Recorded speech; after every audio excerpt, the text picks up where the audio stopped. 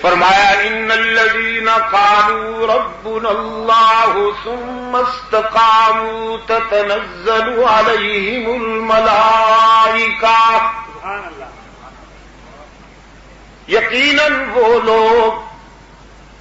جنہوں نے کہہ دیا ربنا اللہ کہ ہمارا رب اللہ ہی ہے، جنہوں نے کہہ دیا کہ ہمارا رب اللہ ہی ہے، اور یہ وہی اقرار ہے جو عالم آب و گل کی تخلیق سے پہلے بنی نوع انسان نے عالم ارواح میں کیا تھا، جب پوچھا گیا تھا الست بربکم، میں تمہارا رب ہوں کہ نہیں، میں تمہارا حاجت روا ہوں کہ نہیں، میں تمہارا کارساز ہوں کہ نہیں، میں تمہارا مشکل کشا ہوں کہ نہیں، میں تمہارا مسجود ہوں کہ نہیں، میں تمہارا رزاق ہوں کہ نہیں، میں ہر جگہ موجود ہوں کہ نہیں، علام الغیوب ہوں کہ نہیں، قالوا بلا، سب نے اقرار کیا تھا تو ہی ہمارا رب ہے،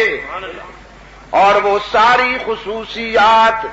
جو رب کی ہوا کرتی ہیں وہ تجھ سے ہی مخصوص ہیں۔ رب العالمین نے فرمایا پھر دنیا میں آ کر جن لوگوں نے کہہ دیا ربنا اللہ کہ ہمارا رب اللہ ہی ہے، ثم استقاموا، یہ اقرار کرنے کے بعد مصائب کی الغار میں، آزمائشوں کی الغار میں، آلام اور افتاد کی بھرمار میں قدم ڈگمگائے نہیں، پختہ رہے، وفاداری بشرطِ استواری کے معیار پر قائم رہے، ساری دنیا کو ناراض کر کے مجھ سے وفا کی۔ رب العالمین نے فرمایا تتنزل علیہم الملائکہ،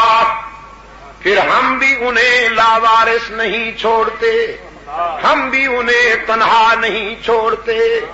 فرشتے قطار اندر قطار ان کی تائید و حمایت میں بھیجتے ہیں۔ وہ بظاہر دنیا میں تنہا نظر آتے ہیں لیکن ان جیسا صاحب دوست کوئی نہیں ہوتا۔ رب العالمین نے فرمایا ہم ان کے دل میں یہ تسلی اتار دیتے ہیں لا تخافوا ولا تحزنوا،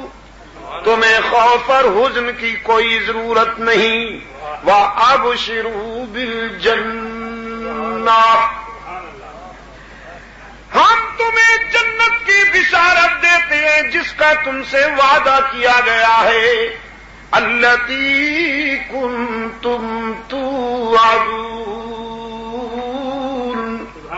نحن اولیاؤکم فی الحیات الدنیا وفی الآخرہ، ہم تمہارے دوست ہیں، ہمارے لیے تم سے تمہارا باپ ناراض ہو گیا، ہمارے لیے تم سے تمہارا بھائی ناراض ہو گیا، ہمارے لیے تم سے سارا محلہ ناراض ہو گیا، لوگ تمہیں وہابی کہتے ہیں نا، تو پھر وہاب بھی تمہیں وہابی کر کے چھوڑے گا،